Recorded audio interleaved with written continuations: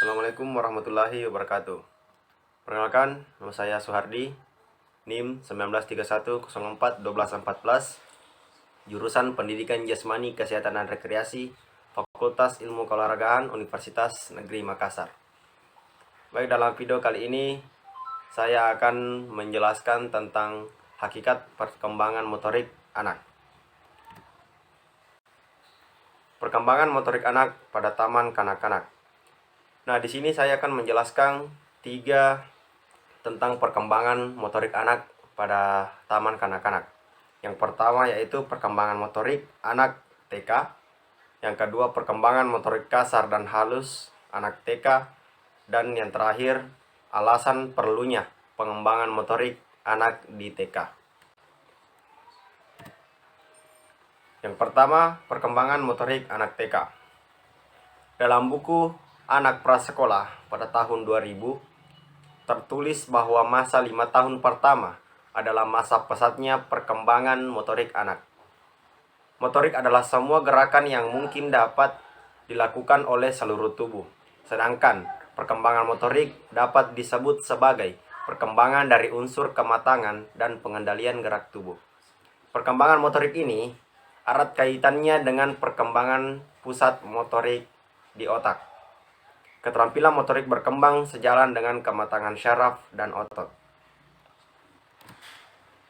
Oleh sebab itu, setiap gerakan yang dilakukan anak sesederhana apapun sebenarnya merupakan hasil pola interaksi yang kompleks dari berbagai bagian dan sistem dalam tubuh yang dikontrol oleh otak. Jadi, otaklah yang berfungsi sebagai bagian dari susunan syaraf yang mengatur dan mengontrol semua aktivitas fisik dan mental seseorang. Aktivitas anak terjadi di bawah kontrol otak. Secara simultan dan berkesinambungan, otak terus mengolah informasi yang ia terima. Bersamaan dengan itu, otak bersama jaringan syaraf yang membentuk sistem syaraf pusat yang mencakup 5 pusat kontrol akan mendiktekan setiap gerakan yang dilakukan oleh anak. Dalam kaitannya dengan perkembangan motorik anak, perkembangan motorik berhubungan dengan perkembangan kemampuan gerak anak. Gerak merupakan unsur utama dalam pengembangan motorik anak. Oleh sebab itu, perkembangan kemampuan motorik anak akan dapat terlihat secara jelas melalui berbagai gerakan dan permainan yang dapat mereka lakukan. Jika anak banyak bergerak, maka akan semakin banyak manfaat yang dapat diperoleh anak ketika ia makin terampil menguasai gerakan motoriknya. Selain kondisi badan, juga semakin sehat dan karena anak banyak bergerak, ia juga menjadi lebih percaya diri dan mandiri. Anak menjadi semakin yakin dalam mengerjakan segala kegiatan karena ia tahu akan kemampuan fisiknya. Anak-anak yang baik perkembangan motoriknya biasanya juga mempunyai keterampilan sosial positif. Mereka akan senang bermain bersama teman-temannya karena dapat mengimbangi gerakan teman-teman sebayanya. Dalam buku Balita dan Masalah Perkembangannya pada tahun 2001, secara umum ada 3 tahap perkembangan keterampilan motorik anak pada usia dini, yaitu tahap kognitif, asosiatif, dan autonomos. Pada tahap kognitif, anak berusaha memahami keterampilan motorik serta apa saja yang dibutuhkan untuk melakukan suatu gerakan tertentu. Nah, pada tahapan ini, dengan kesadaran mentalnya, anak berusaha mengembangkan strategi tertentu untuk mengingat gerakan serupa yang pernah dilakukan pada tahap asosiatif. Anak banyak belajar dengan cara coba meralat olahan pada penampilan atau gerakan akan dikoreksi agar tidak melakukan kesalahan kembali di masa mendatang. Tahap ini adalah perubahan strategi dari tahapan sebelumnya, yaitu dari apa yang harus dilakukan menjadi bagaimana melakukannya.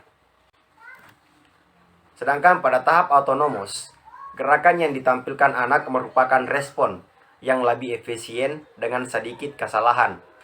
anak sudah menampilkan gerakan secara otomatis. Bagian kedua, pentingnya meningkatkan perkembangan motorik anak usia TK.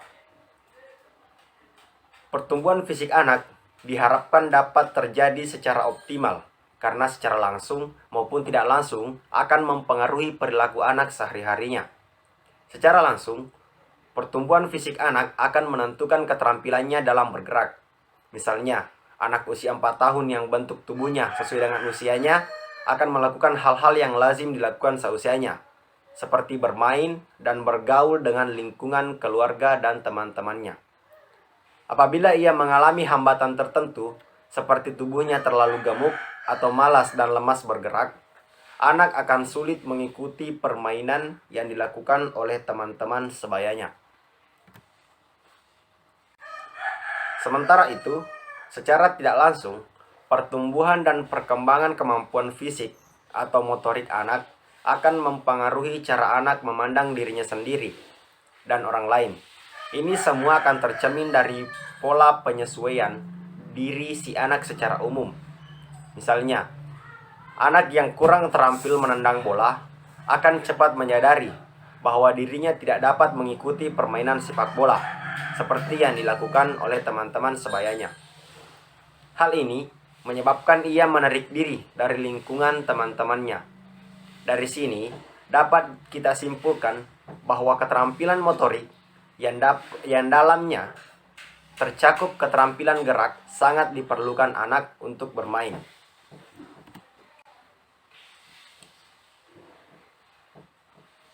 Yang pertama, peran kemampuan motorik untuk perkembangan fisiologis anak.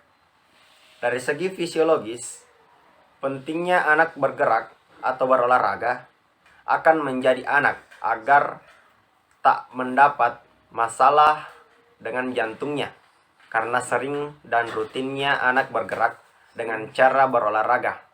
Maka kegiatan tersebut juga menstimulasi semua proses fisiologis anak, seperti peningkatan sirkulasi darah dan pernapasannya. Pembiasaan anak untuk senang bergerak atau berolahraga akan semakin baik dilakukan saat anak masih kecil, misalnya saat anak usia TK. Sebenarnya kegiatan motorik kasar anak merupakan awal anak mulai kenal kegiatan olahraga. Jika anak terbiasa berolahraga fisik atau berolahraga mulai ia kecil, maka hal itu akan berakibat baik untuk membentuk postur tubuh anak di kemudian hari. Yang kedua, peran kemampuan motorik untuk perkembangan sosial dan emosional anak. Seorang anak yang mempunyai kemampuan motorik yang baik akan mempunyai rasa percaya diri yang besar. Lingkungan teman-temannya pun akan menerima anak yang memiliki kemampuan motorik atau gerak lebih baik. Sedangkan anak yang tak memiliki kemampuan gerak tertentu akan kurang diterima oleh teman-temannya. Dalam hal ini dikucilkan. Penerimaan teman-teman dan lingkungannya akan menyebabkan anak mempunyai rasa percaya diri yang baik. Contohnya, seorang anak yang sedari kecil sudah belajar berlari atau menggambar. Kemudian ia menyenanginya dan mempunyai kemampuan lari atau menggambar yang lebih baik dari teman-temannya yang lain. Ia akan diterima dengan baik oleh teman-teman sebayanya. Ia akan mempunyai banyak teman dan kegiatannya pun akan semakin banyak karena ia akan diajak mengikuti berbagai kegiatan-kegiatan yang lainnya.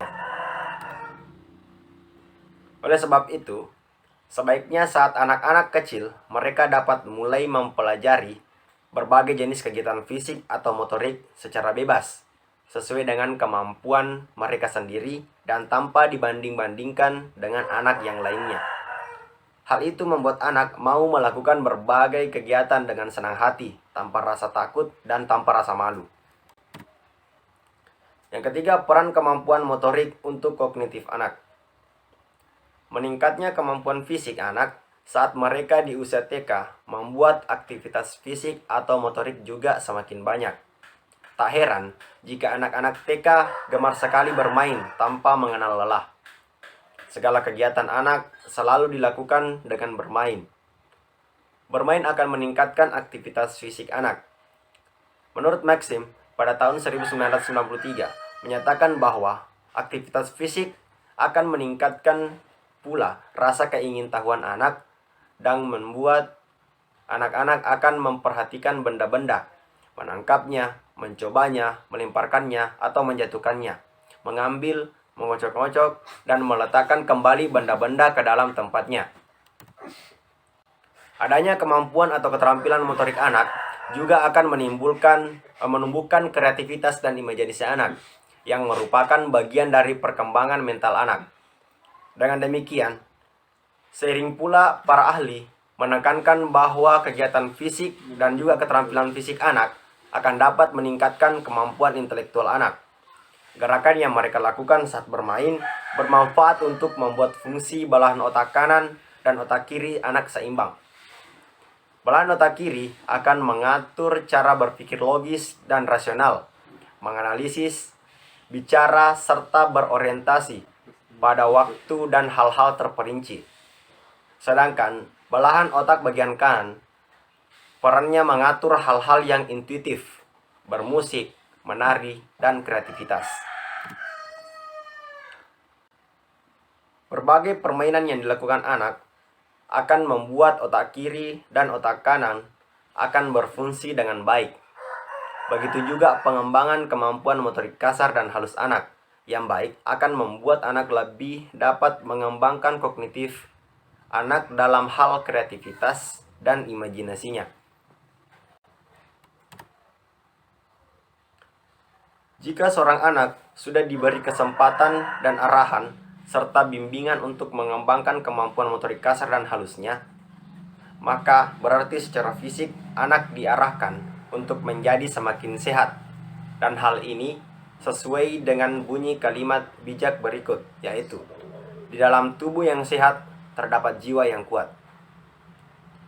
Kesehatan fisik seorang anak akan mempengaruhi pula kesehatan jiwanya, sehingga anak akan menjadi anak yang riang, positif, dan senang melakukan berbagai aktivitas lainnya. Dengan kata lain, jika keadaan fisik seseorang baik dan sehat, ia akan dapat beraktivitas dengan baik pula. Kemampuan fisik dan mental anak yang baik nantinya merupakan dasar bagi anak untuk membangun pengetahuan yang lebih tinggi atau lebih luas lagi. Ini menurut Semiawan pada tahun 2003. Selanjutnya, kemampuan motorik kasar dan halus anak taman kanak-kanak. Kemampuan motorik kasar anak TK dan halus pada anak TK. Perkembangan motorik adalah proses seorang anak belajar untuk terampil menggerakkan anggota tubuh.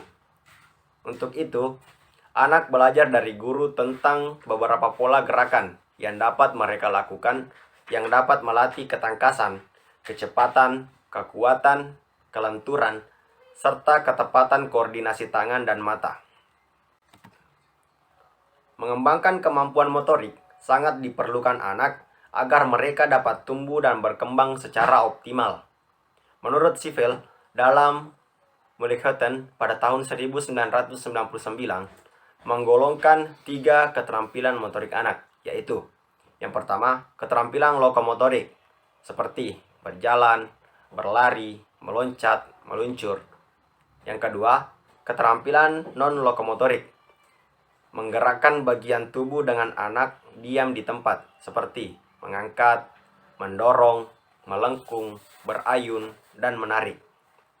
Yang ketiga, keterampilan memproyeksi dan menerima atau menangkap benda, seperti menangkap dan melempar. Di dalam mengembangkan kemampuan motoriknya, anak juga mengembangkan kemampuan mengamati, mengingat hasil pengamatannya dan pengalamannya. Anak mengamati guru, anak lain, atau dirinya saat bergerak. Ia kemudian mengingat gerakan motorik yang telah dilakukannya atau telah dilatihkan oleh gurunya agar dapat melakukan perbaikan dan penghalusan gerak. Anak juga memiliki keterampilan dasar terlebih dahulu sebelum ia mampu memadukannya dengan kegiatan motorik yang lebih kompleks. Secara umum, ada 2 macam gerakan motorik, yaitu gerak motorik kasar dan gerak motorik halus, yang akan diuraikan seperti berikut ini. Yang pertama, gerakan motorik kasar usia anak TK. Dari buku Dari A sampai Z tentang perkembangan anak pada tahun 2002 dan buku Balita dan Perkembangannya tahun 2001, perkembangan motorik anak terbagi menjadi dua bagian, yaitu gerak motorik kasar dan gerak motorik halus. Gerakan motorik kasar terbentuk saat anak mulai memiliki koordinasi dan keseimbangan hampir seperti orang dewasa. Gerakan motorik kasar adalah kemampuan yang membutuhkan koordinasi sebagian besar bagian tubuh anak. Oleh karena itu, biasanya memerlukan tenaga karena dilakukan oleh otot-otot yang lebih besar. Pengembangan gerakan motorik kasar juga memerlukan koordinasi kelompok otot-otot anak yang tertentu yang dapat membuat mereka dapat meloncat seperti berikut ini. Yang pertama, gerakan motorik kasar usia anak TK. Dari buku Dari A sampai Z tentang perkembangan anak pada tahun 2002 dan buku Balita dan Perkembangannya tahun 2001, perkembangan motorik anak terbagi menjadi dua bagian, yaitu gerak motorik kasar dan gerak motorik halus. Gerakan motorik kasar terbentuk saat anak mulai memiliki koordinasi dan keseimbangan hampir seperti orang dewasa. Gerakan motorik kasar adalah kemampuan yang membutuhkan koordinasi sebagian besar bagian tubuh anak. Oleh karena itu, biasanya memerlukan tenaga karena dilakukan oleh otot-otot yang lebih besar. Pengembangan gerakan motorik kasar juga memerlukan koordinasi kelompok otot-otot anak yang tertentu yang dapat membuat mereka dapat meloncat, memanjat, berlari, menaiki sepeda roda 3, serta berdiri dengan satu kaki. Bahkan, ada juga anak yang dapat melakukan hal-hal yang lebih sulit, seperti jungkir balik dan bermain sepatu roda. Oleh sebab itu, biasanya anak belajar gerakan motorik kasar di luar kelas atau ruangan. Untuk merangsang motorik kasar, anak menurut hadis pada tahun 2003 dapat dilakukan dengan melatih anak untuk meloncat, memanjat, memeras, bersiul, membuat ekspresi muka senang, sedih, gembira, berlari, berjinjit, berdiri di atas satu kaki, berjalan di titian, dan masih banyak gerakan lainnya yang bisa mereka lakukan. Selanjutnya yaitu gerak motorik halus anak usia TK. Gerakan motorik halus apabila gerakan hanya melibatkan bagian-bagian otot atau tubuh tertentu saja yang dilakukan oleh otot-otot kecil, seperti keterampilan menggunakan jari jemari tangan dan gerakan pergelangan tangan yang tepat. Oleh karena itu, gerakan ini tidak terlalu membutuhkan tenaga, namun gerakan ini membutuhkan koordinasi mata dan tangan yang cermat. Oleh karena koordinasi antara mata dan tangan sudah semakin baik, maka anak sudah dapat mengurus diri sendiri dengan pengawasan orang yang lebih tua. Gerakan motorik halus yang terlihat saat usia TK antara lain, anak mulai dapat menyikat giginya sendiri, menyisir, membuka dan menutup resleting, memakai sepatu sendiri, mengancingkan pakaiannya sendiri, serta makan sendiri dengan menggunakan sendok dan garpu. Semakin baiknya gerakan motorik halus anak membuat anak dapat berkreasi, seperti menggunting kertas dengan hasil guntingan yang lurus, menggambar gambar sederhana dan mewarnai, menggunakan klip untuk menyatukan dua lembar kertas, menjahit, menganyam kertas, serta menajamkan pensil dengan rautan pensil. Namun, tidak semua anak memiliki kematangan untuk menguasai kemampuan ini pada tahap yang sama. Motorik adalah semua gerakan yang mungkin dapat dilakukan oleh seluruh tubuh. Perkembangan motorik adalah perkembangan unsur kematangan dan pengendalian gerak tubuh. Keterampilan motorik berkembang sejalan dengan kematangan syaraf dan otot. Aktivitas anak terjadi di bawah kontrol otak. Dan secara umum, ada 3 tahap perkembangan keterampilan motorik anak pada usia dini, yaitu tahap kognitif, asosiatif, dan autonomos. Optimalnya, Pertumbuhan fisik anak memang sangat penting karena secara langsung maupun tidak langsung akan mempengaruhi perilaku sehari-harinya. Secara langsung, pertumbuhan fisik anak menentukan keterampilannya dalam bergerak. Sedangkan secara tidak langsung, pertumbuhan anak dan perkembangan kemampuan fisik atau motorik anak akan mempengaruhi cara anak memandang dirinya sendiri dan orang lain. Baik, itulah tadi materi yang dapat saya jelaskan tentang hakikat perkembangan motorik anak. Apabila ada kekurangan, mohon dimaafkan karena saya manusia biasa yang tidak luput dari kesalahan. Saya akhiri, wabillahi taufiq wal hidayah. Assalamualaikum warahmatullahi wabarakatuh. Waalaikumsalam.